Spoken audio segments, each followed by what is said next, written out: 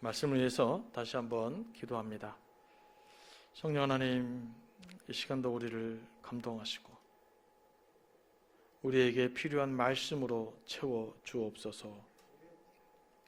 예수님의 이름으로 기도합니다. 아멘. 창세기의 그 창조 이야기는 그 두 묶음으로 구성되어 있습니다.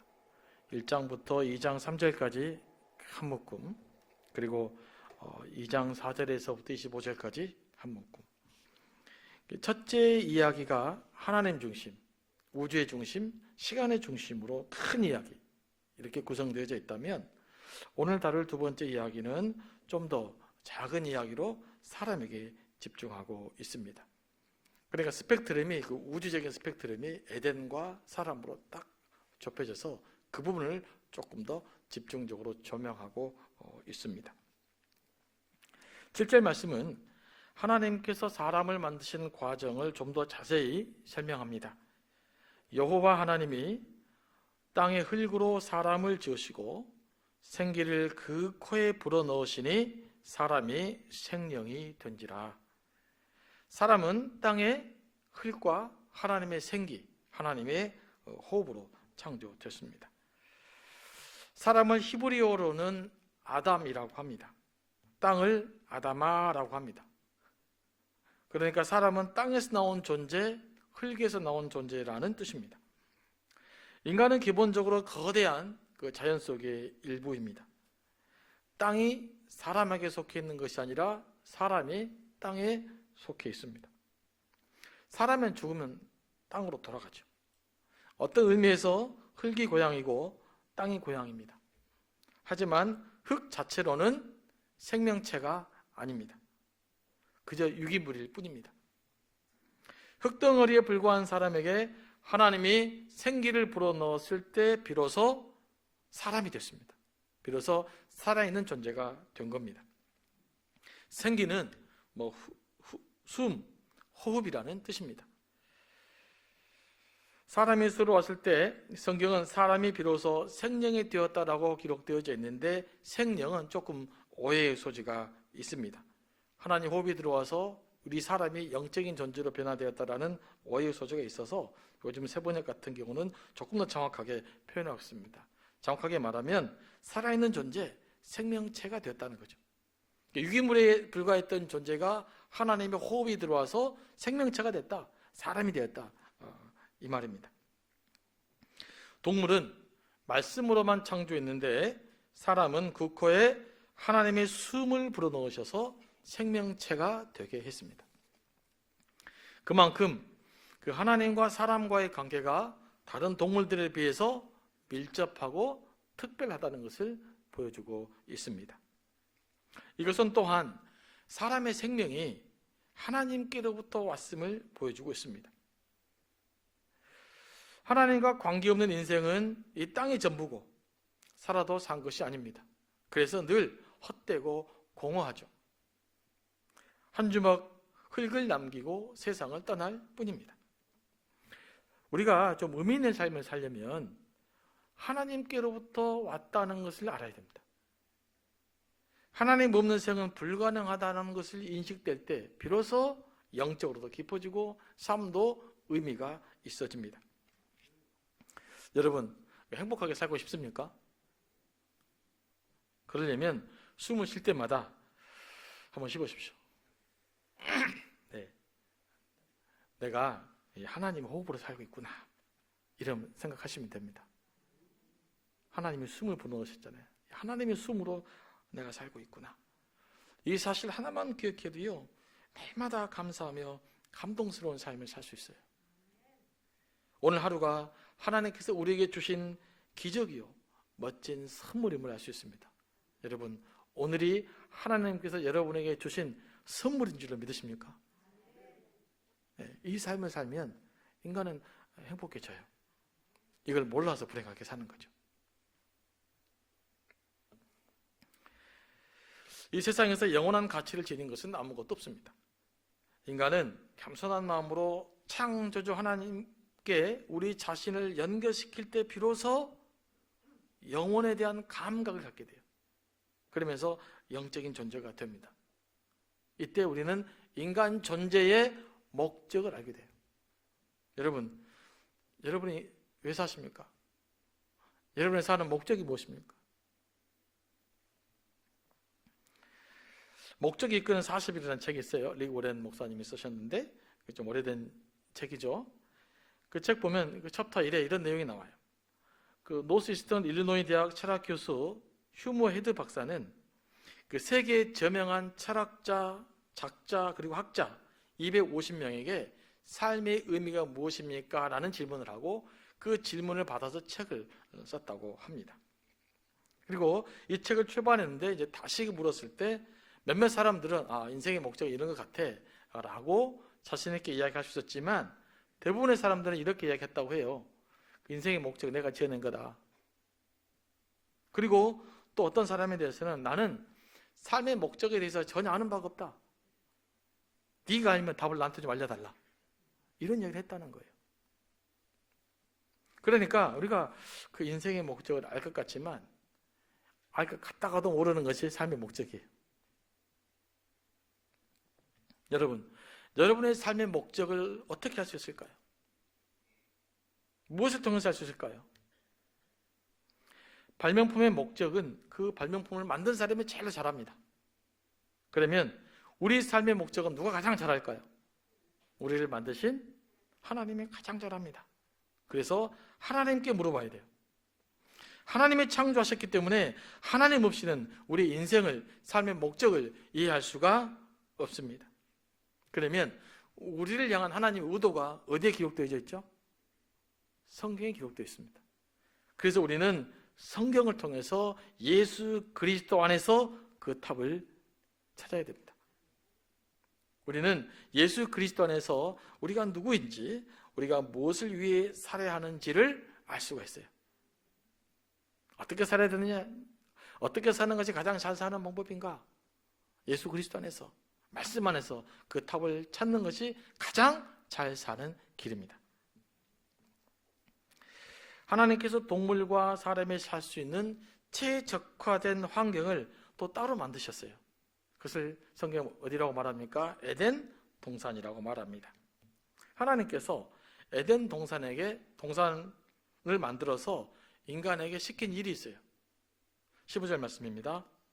여호와 하나님이 그 사람을 이끌어 에덴 동산에 두어 그것을, 여기서부터 중요해요, 경작하며 지키게 하시고.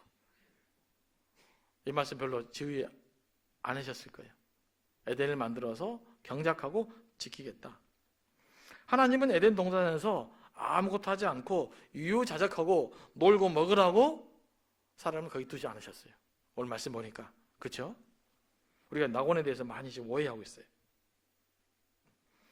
그것을 경작하며 지키겠단 말이죠. 경작하다는 말을 제가 히브리어로 찾아보니까 아바드라고 합니다. 우리나라 말로는 일하다, 땅을 갈다라는 뜻이에요. 에덴 동산에서 사람을 놓아두시고 너 일하고 땅을 갈며 살아라, 이렇게 말한 거예요. 그리고 이 지키다는 말은 보존하고 보호하다라는 뜻이었어요. 그러니까 하나님 만드신 에덴 동산을 일을 하고 또 적당히 땀도 흘려서 아름답게 보존하고 가꾸어라 라는 뜻이 있었다는 거죠. 그러니까 하나님은 에덴 동산을 만드시고 너희에게 아무것도 하지 아니하고 놀고 먹게 한 것이 아니라 일을 통해서 그것을 더 아름답게 가꾸게 만드신 것이죠. 인류 최초의 일은 하나님이 주신 축복의 선물이었어요. 지금도 아무것도 하지 않는 것보다는 적절하게 할 수 있는 일이 있는 사람이 육체적으로도 건강하고 정신적으로도 건강하게 삽니다. 과하게 움직이는 것은 문제지만. 그런데 이제 에덴 동산의 동산이라는 뜻은요, 우리는 언덕이 이미지가 생각나죠? 언덕이라는 뜻이 아니에요. 이 동산은 정원이라는 뜻이에요. 그래서 영어 성경을 보면 동산을 가든이라고 해놨어요. 가든. 이해가 되시죠? 그러므로 에덴 동산은 에덴에 있는 정원이라는 뜻이죠. 에덴 동산을 정원에 비유해 보면 오늘 말씀을 더 잘 이해할 수 있어요. 정원이 아름다우면 어떻게 해야 됩니까? 그대로 놔두면 정원은 안 됩니다. 아주 지저분해져 버려요. 정원은 반드시 사람의 손길이 필요해요. 사람의 손길이 필요하고 그것을 가꾸고 돌봐야 정원은 아름답게 됩니다. 에덴 동산도 그런 의미에서 사람의 노동을 필요로 했던 겁니다. 사람의 일을 필요로 했던 거예요. 인간 최초의 노동은 저주의 결과가 아니었습니다. 어쩔 수 없이 감당해야 하는 고된 일이 아니었습니다.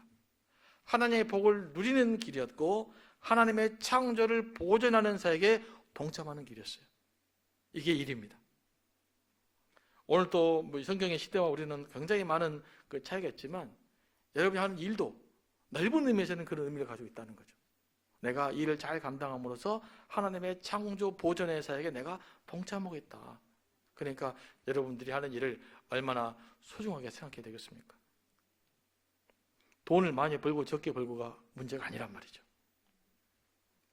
그런데 이러한 일이 인간의 죄로 인해서 왜곡이 되죠. 복된 일이 저주가 되었습니다. 죄로 인해서 삶의 의미를 주고 삶의 기쁨을 주던 일이 힘든 고역이 되었습니다. 이제 창세가 끝나고 출애굽기가 진행되잖아요. 출애굽기는 이집트 문명, 발달된 이집트 문명이 나오잖아요. 그 인간 중심으로 발달된 이집트 문명 속에 있었던 히브리인들은 일 때문에 어떤 일을 당합니까? 고역을 당하고 억압을 당하고 고통을 당합니다. 그러니까 하나님께서 부여한 신성한 노동이 인간의 그 탐욕과 권력자들에 의해서 이 타락이 된 거죠. 그래서 일이 노동자들을 억압하는 수단으로 바뀌게 된 겁니다. 노동자들은 뼈빠지게 일하고 그들의 땀과 눈물 위해서 왕과 귀족들은 향락을 즐겼습니다. 우리 시대는 저 3000년 전과 좀 다릅니까? 노동은 권력자들의 향락을 위한 도구로 변질되어 버린 거죠. 그러니까 일의 본래의 목적이 이탈되었기 때문에 우리가 고통을 받고 있습니다. 요즘 아파트값 많이 오르잖아요. 이게 문제잖아요. 그것 때문에 우리 젊은이들이 집 사는 것도 포기하잖아요. 이렇게 집값이 폭등한 것 가장 큰 문제가 뭔지 아십니까? 집이 올랐다, 집 사기 어렵다, 이보다 더 큰 문제가 있어요. 노동의 가치, 일의 가치를 무너뜨린다는 데 문제가 있어요. 일해도 집을 못 사니까 일의 가치가 상실되어 버리는 거예요. 그러니까 일하는 것보다는 일확천금을 누리게 되고 비트코인 투자하게 되고 이런 거 아니겠어요? 이것은 뭘 의미하냐면요, 결국 삶의 가치를 무너뜨리는 일이에요. 여러분 앞으로 이 문제 기도해야 됩니다. 지금 집을 당장 사고 못 사고 문제가 아니라 대한민국의 미래가 달려있는 일이에요. 이 문제는 일의 가치, 노동의 가치, 삶의 가치가 무너지고 있어요. 이 문제를 가지고 우리가 심각하게 기도해야 우리가 답을 찾을 수 있는 겁니다. 이런 우리는 원래 그 노동의 의미를 회복해야 돼요. 일의 의미, 감사함으로 하나님의 사역에 동참하는 일로서의 일, 그리고 그 일을 통해서 우리의 삶의 질서를 회복하고 사람을 살리는 일로서의 일, 우리는 그 일을 회복해야 될 줄로 믿습니다. 그러면 사람들은 묻습니다. 일이 어떻게 다른 사람을 살립니까? 나 혼자 먹고 잘 사는 일이지. 그것은 예수 믿지 않는 사람들이 그래요. 우리는 일의 대가를 가난한 이웃들과 나눔으로써 사람을 살리는 일에 동참하게 되는 겁니다. 연말에 공부해서 남주냐? 네, 우리 예수 믿는 사람들은 공부해서 남줘야 되잖아요. 일해서 남주냐? 네, 우리 예수 믿는 사람 일해서 남줘야 돼요. 어떻게 일해서 남을 주는가? 우리는 기본적으로 11조를 통해서 일을 해서 남을 주는 거죠. 하나님은 11조를 통해서 나 자신만을 위해 사용하지 않고 일의 대가를 하나님과 이웃을 위해 사용하게 했고, 또 제사장들은 그 11조의 10분의 1을 가난한 이웃을 위해서 온전히 사용하게 했어요. 그럼으로써 이웃과 더불어 살아가는 삶의 원리를 예배에서부터 회복해 갔던 것이죠. 교회가 건강해지기 위해서는 이 일을 해야 될 줄로 저는 확신하고 믿습니다. 일할 수 있다는 것이 하나님이 우리에게 주신 복이라는 것을 잊지 말고 감사함으로 일하시기 바랍니다. 힘들 수 있어요. 또 일하는 사람이 우리 마음 같지 않아요. 일하는 사람들 다 예수 믿는 사람도 아니잖아요. 그럼에도 불구하고 우리는 삶 가운데서 그 현장을 감사하게 우리가 여겨야 될 줄로 믿습니다. 그 일을 통해서 하나님의 영광을 드릴 수 있고 또 주변에 고통받는 이웃들과 더불어 살아갈 수 있기 때문에 그래요. 하나님께서 에덴 동산에 두 종류의 나무를 나게 하셨습니다. 그것은 무슨 나무입니까? 생명나무와 선악을 알게 하는 나무, 선악과를 만들었죠. 그런데 동산에 있는 가든에 있는 모든 나무의 열매들은 다 먹을 수 있게 만들었고 생명나무의 열매도 먹을 수 있게 만들었는데 한 가지를 금했습니다. 그것이 뭡니까? 선악과, 선악을 알게 하는 나무죠. 그것을 먹는 날에는 반드시 죽을 것이라고 했습니다. 선악과는 지식의 열매, 인간의 한계를 넘어서려는 모든 지식을 의미합니다. 이 지식에 대한 한계를 하나님께 딱 거둬주는 것이 선악과의 의미예요. 하나님은 이 명령을 통해서 인간의 한계를 제기해줬어요. 그리고 창조주로서의 당신의 위엄과 권위와 능력을 선포하신 겁니다. 하나님은 우리에게 풍성함도 주셨지만 법을 주셨어요. 선악과를 따먹지 말라는 것은 금지 명령, 법이에요. 인간은 하나님의 법을 지킬 때 우리가 누리는 풍성함을 지속적으로 유지할 수 있습니다. 이 하나님의 명령과 대립되면 하나님의 주신 축복에서부터 우리가 멀어져 가게 되는 거죠. 여러분이 지금 누리고 있는 하나님의 은총을 계속 누리려면 하나님의 법을 따라야 돼요. 지금 그거 이야기하고 있는 거죠. 하나님은 아담이 이 법을 지킴으로써 에덴 동산의 주인이 누구라는 것을 인정하겠을까요? 이 동산의 주인은 하나님이 나다라는 거죠. 아담 네가 아니라 너는 내가 주신 동산에서 살고 축복을 누리는 존재지 유한한 존재지 영원한 존재가 아니다 라는 것을 지금 이야기하고 있는 거예요. 선악과를 먹어서는 안 된다는 것은 인간은 유한하며 한계가 있는 존재라는 뜻이에요. 인간은 이 한계를 인정하고 받아들일 때 잘 살 수 있습니다. 인간은 이 한계를 인정하지 않으면 불행해지는 거예요. 현대과학은 인간의 한계를 뛰어넘으려 하고 있어요. 여기서 비극이 발생합니다. 과학자들이 하나님을 인정하고 인간의 한계를 인정할 때는 그 과학기술이 우리에게 유익이 돼요. 그러나 과학자들이 인간의 한계를 무시하고 그 한계를 넘어서려고 할 때는 아주 위험한 것이 됩니다. 이런 의미에서 인간의 한계를 넘어서려는 그 인공지능의 발달은 반드시 인류에게 재앙이 될 것입니다. 그래서 우리가 과학기술이 발전할 때 좀 위기의식도 좀 느껴야 돼요. 과학기술이 발달되면 모두 해결될 거다. 이건 천만의 말씀. 사람은요, 하나님의 명령을 다 이해해서 순종하는 것이 아닙니다. 이 법을 만드신 하나님의 선하심을 믿고 신뢰하기 때문에 순종해요. 그런데 많은 사람들은 내가 하나님의 법을 이해돼야 순종해야겠다. 이래가는 순종이 안 돼요. 우리가 하나님의 법을 온전히 이해할 수가 없잖아요. 우리가 하나님의 마음을 그 속을 어떻게 다 할 수 있겠어요? 하나님 믿기 때문에 하나님의 선하시기 때문에 그 법은 선하다라고 고백하는 것. 이게 믿음의 태도라는 거죠. 저에게는 그런 경험이 있어요. 우리 딸 이야기인데요. 우리 딸은 5살, 6살쯤 됐을 거예요. 서울에 살다가 이제 명절 때 추석이었어요. 명절 때 와가지고 명절을 잘 지냈습니다. 지냈는데 선물을 받았어요. 필통을 선물 받았습니다. 근데 필통 안에가 그 커터 칼도 있었고, 그 다음에 연필도 있었고, 지우개도 있었어요. 그 당시에는 그게 이제 학생들에게 주는 선물 중에 하나예요. 제가 이렇게 열어보니까 칼이 있어요. 그래서 제가 가방에다 숨겨놓고 이거 절대 만지지 말라고 이야기를 했습니다. 근데 우리 아들이 얘가 지가 갖고 싶은 거예요. 그래서 혼날까 싶으니까 우리 딸에게 준 거죠. 야, 필통을 열어봐라. 그래서 우리 딸이 그 필통을 탁 열고 커터칼을 쫙 끄집어서 자기 머리를 자르려고 탁 잘랐습니다. 근데 머리만 잘렸을까요? 이렇게 컸어요. 그 당시에 이제 그 딸을 데리고 이렇게 피부과로 갔는데 피부과는 예약이 안 됐다고 안 받아주더라고요. 그 제가 피부과 문을 바로 차버리고 나왔습니다. 애가 피가 흐르고 있는데 지금.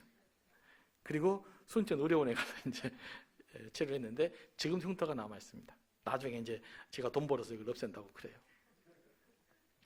자, 보세요. 우리 딸은 내가 왜 이 칼을 손대지 말아야 되는지, 왜 이 필통을 손대면 안 되는지 이유를 알 수 없었어요. 이거 설명이 안 돼요. 그러나 저는 알고 있었어요. 이 만지면 애에게 무슨 일이 있을 거라는 거. 근데 만져서 결국 내가 염려했던 사고를 우리 딸이 경험하게 된 겁니다. 여러분, 선악과를 지키지 말라는, 따먹지 말라는 것도 그런 거예요. 우리는 하나님 뜻을 다 설명할 수 없어요. 여기서 누가 와도 이 의미를 다 설명할 수 있겠습니까? 왜 지켜야 됩니까? 하나님이 에덴 동산을 만드시고 법을 만드시고 이걸 지킴으로써 하나님이 우리에게 주시는 복을 지속적으로 유지할 수 있는 방법이었기 때문에 우리에게 이야기하신 거예요. 하나님의 법은 어떻게 해서 지킨다고요? 하나님을 믿고 신뢰하기 때문에 지키는 거예요. 그러므로 하나님의 법을 지킨다는 것은 내가 얼마나 하나님을 믿고 신뢰하느냐에 달려있는 거죠. 그래서 법을 지키는 것은 순종이 중요한 거죠.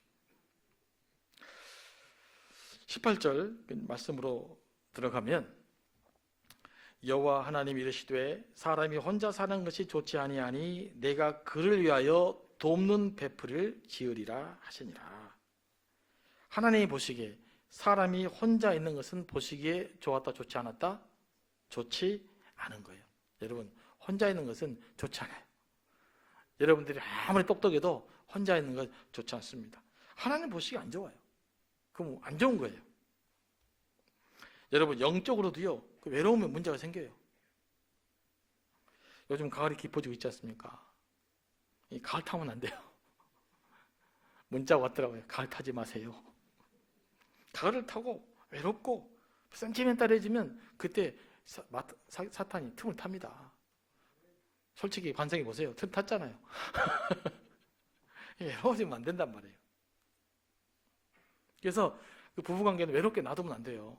외로울라 그러면 하여튼 서로 이렇게 떠둑떠둑 해주고 밥도 먹고 커피도 마시고 그렇게 해서 가야 건강해지는 겁니다. 고독, 독불장군, 외로움 결코 좋은 말이 아닙니다. 하나님과 깊은 교제 시간을 갖기 위해서 의도적으로 사람과 단절하는 고독의 시간은 필요합니다. 하지만 늘 혼자 있는 것, 여기서는 절대로 결핍을 채울 수 없어요. 그 결핍의 크기는 점점점 커지고 독해질 뿐이에요. 사람은 홀로 살 수 있도록 하나님께서 만들지 않았기 때문에 그렇습니다. 한문으로도 사람 인자가 이렇게 딱 돼 있잖아요. 서로 기대는 모습이잖아요. 그러니까 사람은 서로 기대며 서로 의지하며 살 때 비로소 사람다운 삶을 살 수 있어요. 비로소 행복한 삶을 살 수 있다고요. 이것이 깨지면 사람으로서 설 수가 없어요.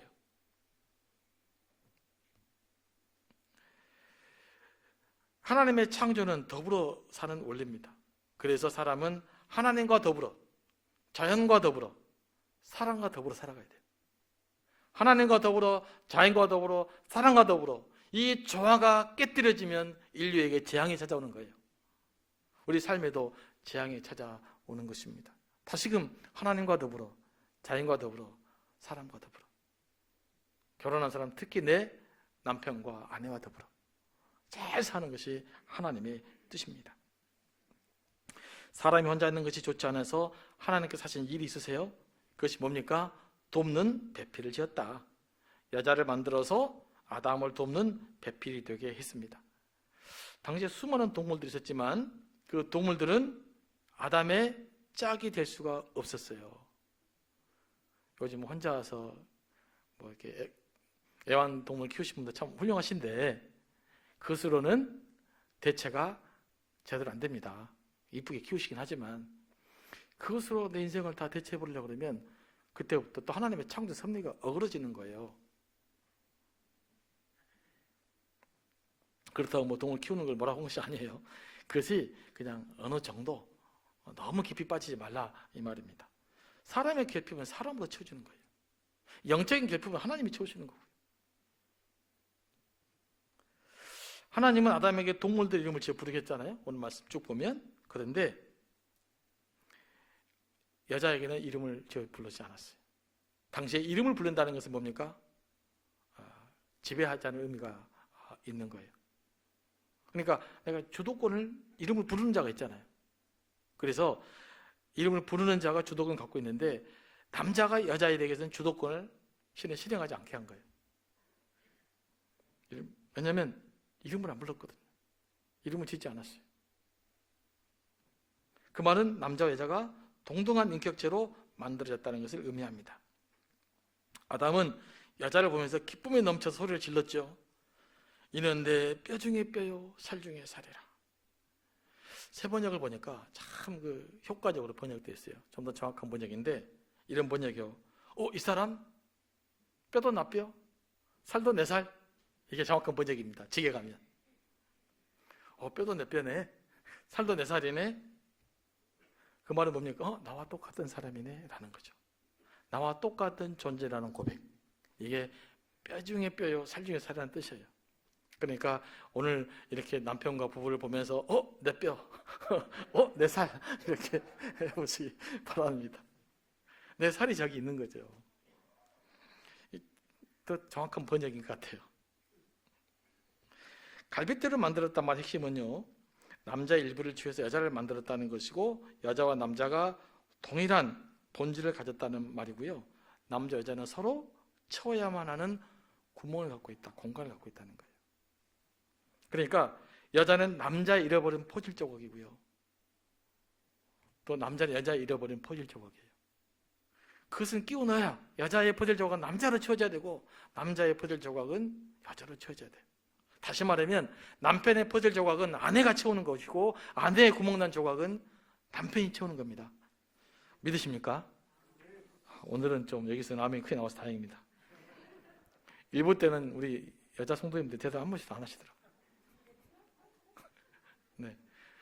여러분의 부족함을 채워가는 것, 남자와 여자, 남편과 아내의 부족함을 채워가는 분이 바로 내 남편과 내 아내라고 하는 사실들을 좀 깊이 좀 인정해 주시기 바랍니다. 그리고 오늘 저녁에 가서는 남편도 안아주시고 또 백허그 해주시고 좀 그러시기 바라요. 그러므로 남자들 여자를 귀해야 되고요, 남자를 완전하게 채워주는 사람은 여자니까 여자는 남자의 돕는 베풀이 되어야 됩니다. 그러나 이 구절의 정말 본질적 핵심이 뭡니까? 상호 존중의 핵심이에요. 서로 존중하는 거죠. 네가 먼저 존중해라가 아니라 서로 존중하는 거예요. 사랑은 상호 존중하는 겁니다.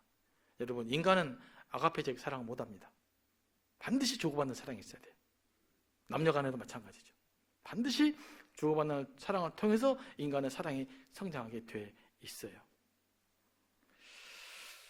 24절 말씀 넘어가면, 이러므로 남자가 부모를 떠나 그의 아내와 합하여 둘이 한 몸을 이룰지로다. 남자는 딸도 마찬가지지만 결혼 전까지는 그 신분이 누구에게 속해 있습니까? 부모에게 속해 있어요. 그래서 호주가 부모잖아요. 부모가 자녀를 대표합니다. 그런데 결혼한 이후에는 어떻게 됩니까? 이제 남자가 독립적인 주체가 돼요. 그래서 호주가 우리 아버지가 되는 것이 아니라 남자는 결혼한 바로 내가 되는 거예요. 그 말은 뭐냐면 결혼한 자녀는 부모로부터 독립되는 존재가 된다. 부모는 결혼한 자녀를 좀 정서적으로 독립시켜줘야 된다. 우리나라 사람들이 가장 잘 못하는 거예요. 둘이 한 몸을 이룬다는 말은요, 남자와 여자의 결합이, 쉽게 말하면 아내와 남편의 결합이 아버지와 어머니 그리고 형제 자매들 사이의 결합보다도 더 긴밀해야 한다는 것을 말합니다. 여러분, 둘이 한 몸이 될 수 있는 유일한 관계는 부부관계밖에 없어요. 어느 누구도 이걸 대체해서는 안 됩니다. 죄가 되어버려요. 다른 것이 대체하면 그 어떤 것도 죄가 되어버립니다. 그러니까 부부가 한 몸을 이룰 수 있는 딱 유일한 방법이잖아요. 그러니까 이 친밀감은 어느 누구도 대신해서는 안 돼요. 자녀가 대신해서도 안 되고 우리 부모가 대신해서도 안 되고 내 형제가 대신해서도 안 돼요. 이건 반드시 남편과 아내가 해야 되는 일이에요. 그만큼 긴밀한 관계가 부부관계라는 거죠. 여러분, 이런 부부관계를 유지하고 있으십니까? 네. 나는 자녀가 더 소중합니까? 나는 우리 부모님이 더 소중합니까? 나는 내 형제가 더 소중합니까? 이거 잘못 살고 있는 거예요. 그러면 하나님께서 만든 것, 한 몸을 이룰 수 있는 유일한 관계는 내 남편, 내 아내밖에 없다니까요. 가장 친밀한 관계는 둘이 유지해야 된다니까요. 친구가 대체를 해요? 절대 불가능한 일입니다. 이 원리를 좀 정확하게 우리가 좀 알았으면 좋겠어요. 나이가 들어갈수록요, 의지할 사람은 부부밖에 없다고 그래요. 그죠? 그건 뭡니까? 평생 남편과 아내는 평생의 동지요, 서로 사랑하며 섬길 사람이다. 서로 위하고 서로 귀하게 여기며 살아야 될 줄로 믿습니다. 이것이 창조 섭리의 마지막으로 우리가 해야 될 일이라는 것, 그걸 기억하시면서 좀 행복하게 잘 사시기 바랍니다.